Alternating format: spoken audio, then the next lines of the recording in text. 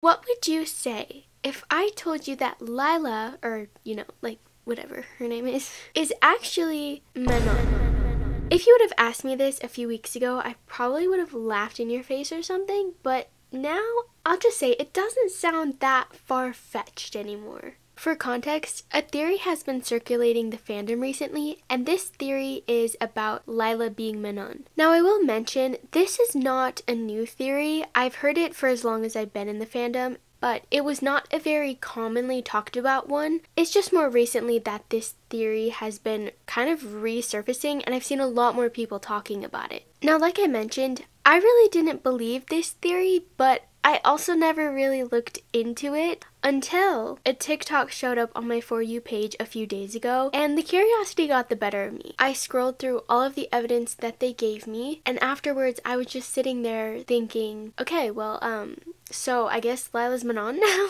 But basically, here is all of the evidence that was given in this TikTok. The first one is centered around Manon's design. So she has a white shirt and purple overalls, and the overalls have flowers on them, which, to be honest, I actually never really noticed until just now. Like, I don't think I've really paid that much attention to her outfit before. But anyway, here are the flowers of the names that Lila has gone by. So you have Lila's flowers, Cerise's flowers, then Iris's flowers. And if you look closely at the different colors of flowers on Manon's outfit, they are the exact same colors of the flowers of Lila's different names. They also said that Thomas has stated that the designs and outfits of the characters plays into the storyline. So there's a lot of thought and purpose that goes into creating these outfits. Finding a design that best tells the story is about caring about design. Trying to look pretty at all costs is both bad design and bad storytelling. A design should be cool or pretty if the story demands it.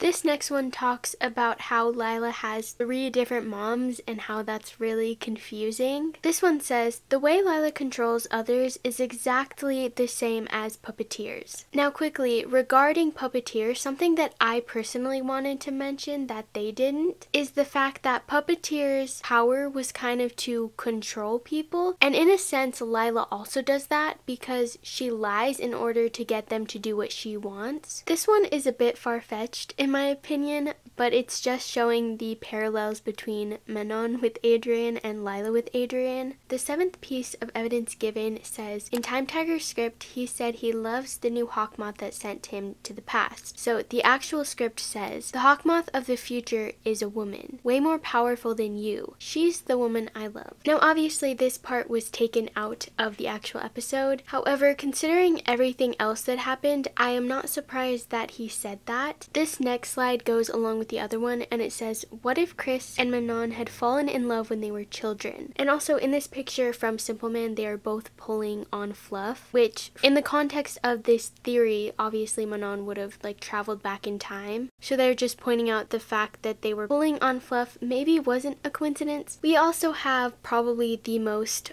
obvious one. They actually have the exact same eye color and very similar hair color. In this picture at least, it looks like Lila's hair is a little bit darker, but obviously that could just be the picture and also like the animation and stuff. If Lila is Manon, that would explain why she wanted to babysit Alia's sisters and Chris. Why is she interested in Nadia? This next one points out the bracelets on Lila's wrists. The colors all kind of match Alia's sisters and Chris. Could have been some kind of friendship bracelet or something. And that concludes all of the evidence given. I will say not everything on there I totally agree with or I think completely makes sense, but there were a few things that really got my mind thinking. I think the biggest one for me might be just the correlations with Chris and then also the same eye color and hair color. Plus, Manon has kind of always given me like evil vibes, so kind of makes sense, not gonna lie. Overall though, I'm still not entirely sold on this theory, but I do think that it's very interesting, and I think that it is one that does have potential. But the whole traveling back in time aspect doesn't really make that much sense to me. I don't know how she would be able to take the miraculous and go back in time without anybody noticing. And also, I feel like if she did come from the future, I think she would know a lot more than Lila knew. So that's really kind of iffy. But yeah, that's my thoughts on this topic. This is where I stand. Feel free to let me know what you guys think of this theory. I love hearing everybody else's opinions. And also, if you guys have any other proofs, feel free to let me know. I'm honestly so intrigued with this theory right now.